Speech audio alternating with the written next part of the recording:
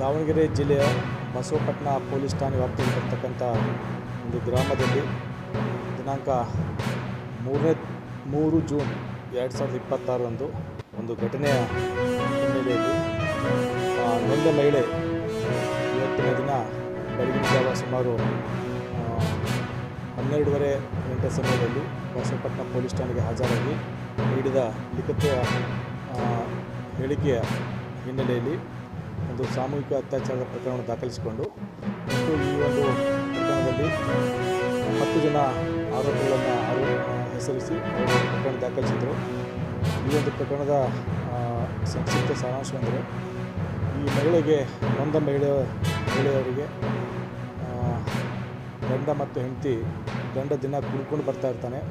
ಕುಡ್ಕೊಂಡು ಬಂದ ಹಿನ್ನೆಲೆಯಲ್ಲಿ ಸಂಸಾರ ಸಾಗಿಸಲು ಕಷ್ಟ ಆಗುತ್ತೆ, ಸ್ವಲ್ಪ ಗಲಾಟೆ ಆಗುತ್ತೆ.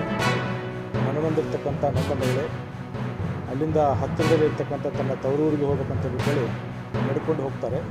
ಅಲ್ಲಿ ಅವರ ಊರ ಹತ್ತಿರ ಒಂದು ಅಂಗಡಿಯಲ್ಲಿ ನಿಂತಿರಬೇಕಾದ್ರೆ ಆರೋಪಿತರ ಮೇಲೊಬ್ಬರಾಗಿರ್ತಕ್ಕಂಥ ಚಾಲಕ ಅವರನ್ನು ತನ್ನ ಒಂದು ಬೈಕ್ನಲ್ಲಿ ಕರ್ಕೊಂಡು ಹೋಗಿದ್ದ ಜೊತೆಗೆ ಅವರಿಗೆ ಕುಡಿಯೋಕ್ಕೆ ಕೋಲ್ಡ್ ಡ್ರಿಂಕ್ಸ್ ಕೊಟ್ಟರಂತೆ. ಆ ಕೋಲ್ಡ್ ಡ್ರಿಂಕ್ಸ್ ಕುಡಿದ ತಕ್ಷಣ ಅವರಿಗೆ ಮತ್ತೆ ಬಂದು ಅವರು ಪ್ರಧಾನಮಂತ್ರಿಗಳಾಗಿರ್ತಕ್ಕಂಥ ಮಾನ್ಯ ಶ್ರೀ ನರೇಂದ್ರ ಮೋದಿರವರು ಸತತವಾಗಿ 3 ಅವಧಿಗೆ ಪ್ರಧಾನಮಂತ್ರಿಯಾಗಿ ಈ ದೇಶದ ಸೇವೆಯನ್ನು ಮಾಡ್ತಾ ಇದ್ದಾರೆ.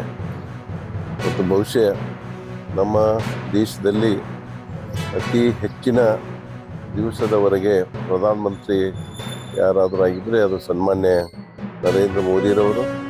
ಅವರ ಒಂದು ಕಾಲಘಟ್ಟದಲ್ಲಿ ಬಹುಶಃ ನಮ್ಮ ಜನರ ಒಂದು ಕಲ್ಯಾಣ ಹಾಗೆಯೇ ನಮ್ಮ ದೇಶದ ಅಭಿವೃದ್ಧಿಗೆ ಬಹಳಷ್ಟು ಕಾರ್ಯಕ್ರಮವನ್ನು ಹಾಕಿ ಇಡೀ ಪ್ರಪಂಚವೇ ಈ ಭಾರತದತ್ತ ನೋಡುವ ಹಾಗೆ ಸನ್ಮಾನ್ಯ ನರೇಂದ್ರ ಮೋದಿರವರು ಕೆಲಸ ಕಾರ್ಯಗಳನ್ನು ಮಾಡಿದ್ದಾರೆ.